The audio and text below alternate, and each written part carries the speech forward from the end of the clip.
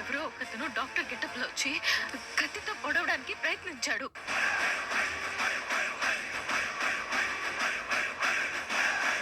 హాస్పిటల్కి వచ్చి చంపాలని చూశారంటే ఇతని ప్రాణాలకి చాలా థ్రెట్ ఉందని అర్థమవుతుంది.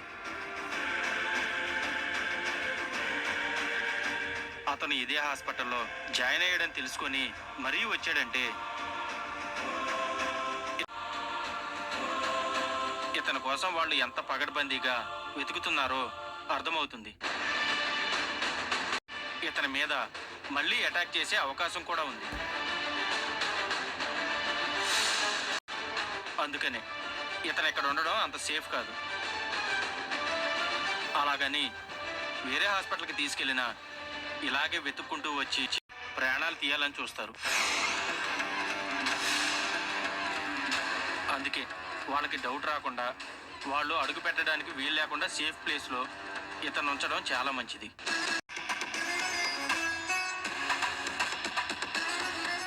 దేవాన్ని తీసుకెళ్లి దాచిపెట్టడానికి ఆ రౌడీలకి డౌట్ రాని, వాళ్ళు అడుగు పెట్టడానికి వీలు లేని సేఫ్ ప్లేస్ ఏముంది?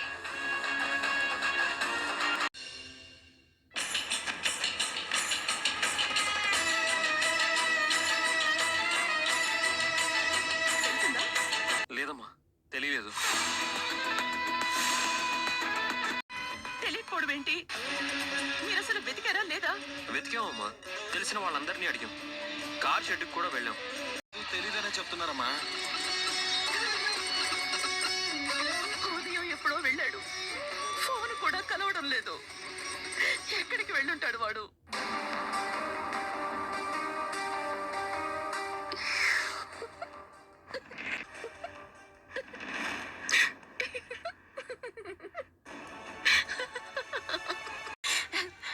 అంటే అత్తయ్య, తప్పిపోయిన కోడి పిల్లని వెతకటంలో అర్థం ఉంది.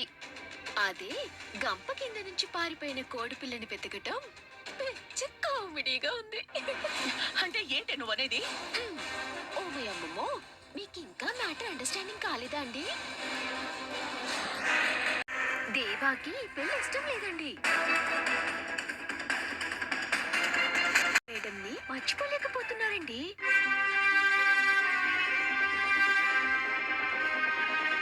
అందుకే ఈ పెళ్లిని తప్పించుకోవటానికి జంపో జంపండి.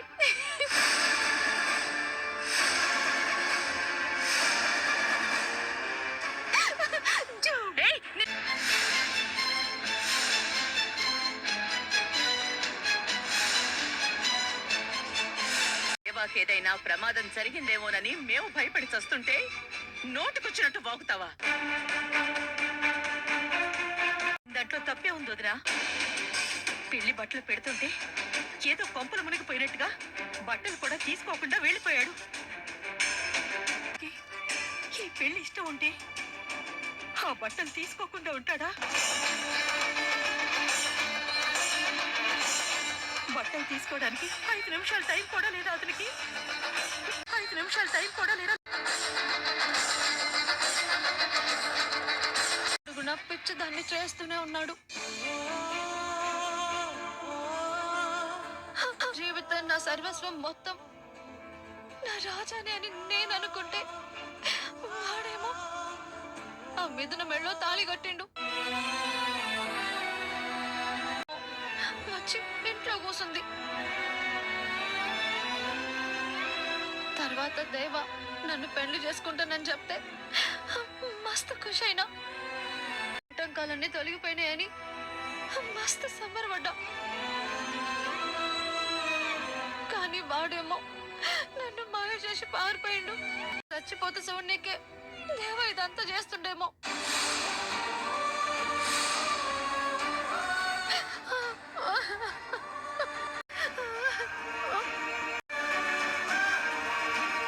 నీకు ఆల్రెడీ మాటిచ్చాను, బాధ్యత నాది.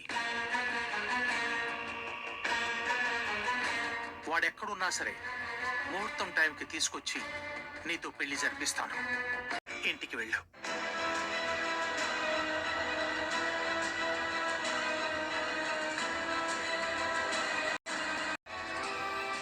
ఆయనతో పాటు నేను కూడా మీకు మాటిస్తున్నాను. భాను పెళ్లి జరిగి తీరుతుంది.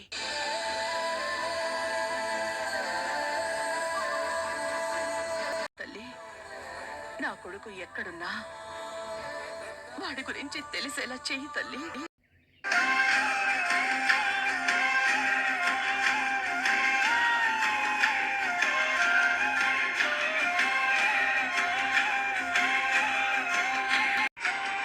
దేవా లే. మెల్లగా.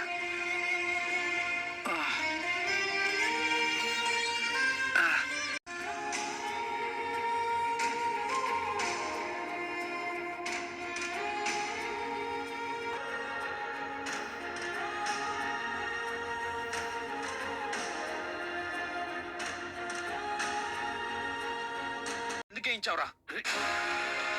ఈ నీ ఉద్దేశం, అసలు నీ ప్లాన్ ఏంటి? అసలు ఎవడరా నువ్వు? ఎవడరా?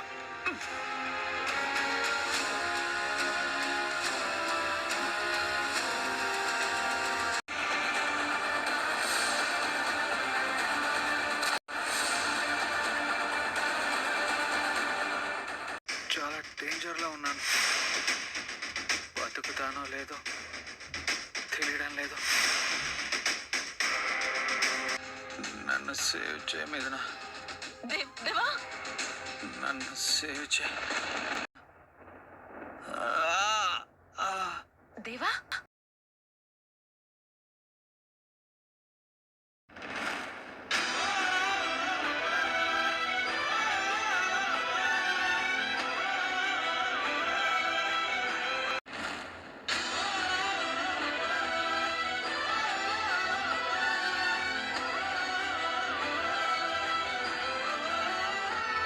మెల్లిగా మెల్లిగా మాట్లాడు.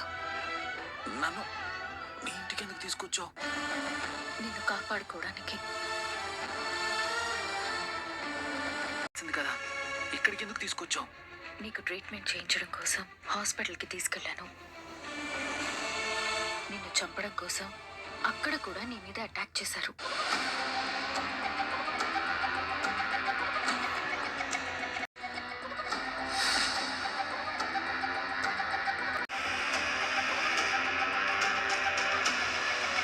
మాట్లాడుతున్నారు అని. నువ్వు ఎక్కడున్నావనేది వాళ్ళు క్షణాల్లో తెలుసుకుంటున్నారు కాబట్టి నిన్ను హాస్పిటల్లో ఉంచినా లేదంటే వేరే ఇంకేదైనా ప్లేస్లో ఉంచినా వాళ్ళు ఖచ్చితంగా అక్కడికి వస్తారు. నీ ప్రాణాలు తీయాలని చూస్తారు. నువ్వు ఎక్కడున్నా నీకు ప్రమాదమే. ప్రస్తుతం నీకు ఇక్కడ కంటే సేఫ్ ప్లేస్ ఈ ప్రపంచంలో ఎక్కడా లేదు. నువ్వెవరూ ఊహించరు. ఒకవేళ ఊహించినా జడ్జి గారి ఇంట్లోకి వచ్చే ధైర్యం ఎవ్వరూ చెయ్యరు. అందుకే మరో దగ్గరికి తీసుకొచ్చాను. నన్ను ఇక్కడికి తీసుకురావడానికి మీ వాళ్ళు ఎలా ఒప్పుకున్నారు? నువ్వు భలే జోకులేస్తావు దేవా.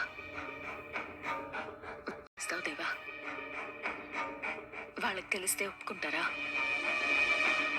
అందుకే ఎవరికి తెలియకుండా తీసుకొచ్చాను. గురించి మాత్రమే ఆలోచించాను. అంతే తప్ప నాకు ప్రాబ్లం అవుతుందని ఆలోచించలేదు.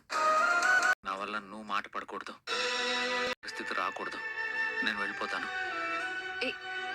చూడు, నువ్వు బయటికి వెళ్తే నీ ప్రాణాలకి చాలా ప్రమాదం.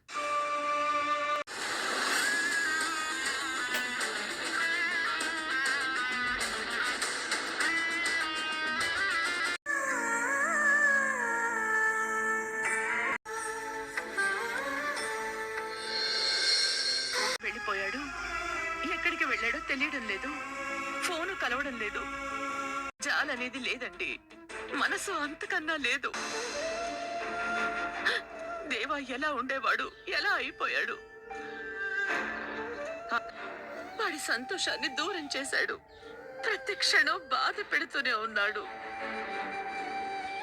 ఏదో పగబట్టినట్టుగా వాడి జీవితంతో ఆడుకుంటున్నాడండి.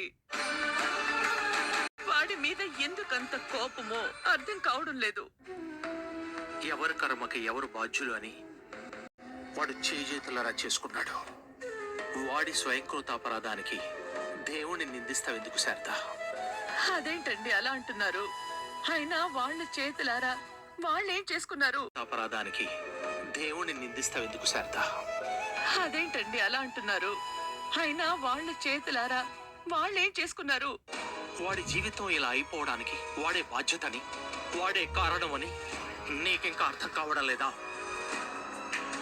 మొదలైంది, చివరికి ఎక్కడికో చాగింది. ఒకప్పుడు ఒక మంచి కొడుకు, చాలా తెలివైన స్టూడెంట్, వాళ్ళకి ఒక గొప్ప స్థాయిలో ఉంటాడని, కన్న వాళ్ళకి దేశానికి గొప్ప పేరు తెస్తాడని కలలు కన్నాను. చివరికి ఒక వీధి రౌడీలాగా మారిపోయాడు. ఒక అమ్మాయి మెళ్ళలో బలవంతంగా తాళి కట్టి దాని గొంతు కోశాడు. పోనీ ఆ అమ్మాయినా నా భార్యగా అంగీకరించి తన తప్పుల్ని సరిదిద్దుకున్నాడా? తాళి కట్టి దాని గొంతు కోశాడు. పోనీ ఆ అమ్మాయినా నా భార్యగా అంగీకరించి తన తప్పుల్ని సరిదిద్దుకున్నాడా? వాడి జీవితాన్ని చక్కదిద్ది తీర్చిదిద్దే బంగారం లాంటి అమ్మాయిని వాడి జీవితంలోంచి, ఇంట్లోంచి బయటికి గెంటేశాడు. వాడంతటికి వాడే మానును పెళ్లి చేసుకుంటానని మనందరి ముందు మాటిచ్చాడు. నిశ్చితార్థం జరిగి తీరా పెళ్లి పనులు మొదలవగానే ఎవరికి కనిపించకుండా పారిపోయాడు. ఇవన్నీ చేతులారా చేసుకున్న తప్పులు కావా? ఏమండి, ఇదంతా వాడి తలరాతో కర్మ అయ్యుండొచ్చు. కానీ వాడి గురించి ఒకటి మాత్రం చాలా బలంగా చెప్తాను. ఏదైనా ఉంటే వాడు ధైర్యంగా చెప్తాడే తప్ప పారిపోయే మనిషి కాదు. పోతే నిన్ననగా చెప్పా పెట్టకుండా వెళ్ళినవాడు ఎక్కడికి వెళ్ళి ఉంటాడు? తిరిగి రాకుండా ఎక్కడ ఉండుంటాడు? ఏమండి, దేవా ఏదో పెద్ద ప్రమాదంలో ఉన్నాడని జరిగింది అని తెలుస్తోంది. కానీ నా కొడుక్కి ఎంత పెద్ద ప్రమాదం వచ్చినా సరే ఆ అమ్మవారు ఏదో ఒక రూపంలో వచ్చి నా కొడుకుని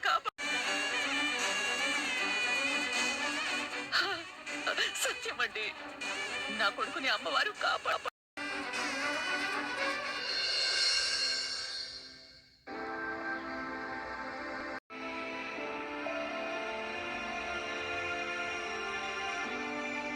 టిఫిన్ చేయడానికి మిథున రావట్లేదండి.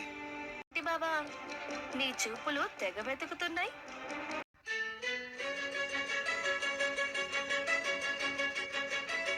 కాకపోతే ఆ దిగులుతో ఈ పూట మీరు టిఫిన్ చేసేలా లేరుగా.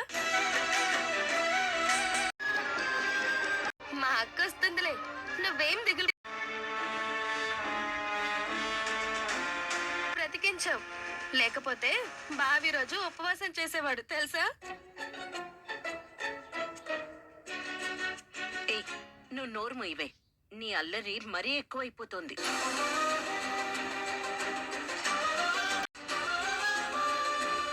చెప్పు రిషి. రాత్రంతా సరిగా నిద్రపోలేదా ఏంటి?